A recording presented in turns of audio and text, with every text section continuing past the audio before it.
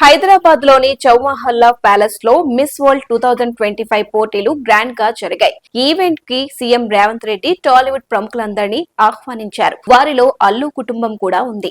కానీ అల్లు కుటుంబం నుండి కేవలం అల్లు అరవింద్ మాత్రమే ఈవెంట్ లో పాల్గొన్నారు. అల్లు అర్జున్ రాకపోవడం సోషల్ మీడియాలో పెద్ద చర్చే జరుగుతోంది. అయితే గత ఏడాది డిసెంబర్ నెలలో జరిగిన సంఘటనలను అల్లు అర్జున్ మర్చిపోలేదని, అరెస్టు చేయించిన ఘటన కంటే పవిత్రంగా భావించే అసెంబ్లీలో సీఎం రేవంత్ రెడ్డి తన క్యారెక్టర్ ని బ్యాట్ చేస్తూ మాట్లాడారని, ఆ విషయం అల్లు అర్జున్ మనసులో అలాగే ఉండిపోవడం వల్లే ఆయన రాలేకపోయాడని సోషల్ మీడియాలో కొంతమంది నెటిజన్స్ కామెంట్స్ చేస్తున్నారు.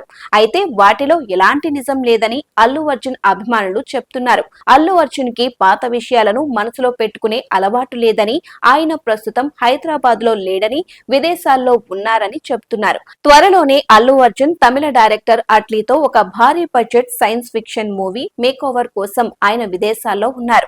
అక్కడ వర్కౌట్స్ చేసి 6 ప్యాక్ బాడీ పెంచే ప్రయత్నమే కాకుండా సినిమాకు తగ్గట్టుగా తన లుక్ ని మార్చబోతున్నారని ఇండస్ట్రీ వర్గాల్లో వినిపిస్తున్న టాక్. ఇదిలా ఉండగా ఈవెంట్ లో ఎవ్వరూ ఊహించని ఆసక్తికరమైన సంఘటన చోటు చేసుకుంది.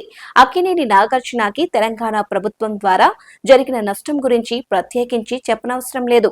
సీఎం రేవంత్ రెడ్డి ఎంతో ప్రతిష్టాత్మకంగా భావించిన హైడ్రా ద్వారా అక్రమ కట్టడాల క్రింద ఎన్ కన్వెన్షన్ హాల్ ని కూల్చేశారు.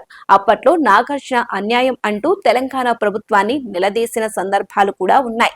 అదే విధంగా ఆయన కేబినెట్ లోని మంత్రి కొండా సురేఖ చేసిన అనుచిత వ్యాఖ్యలను కూడా అంత తేలిగ్గా ఎవ్వరూ మర్చిపోలేరు.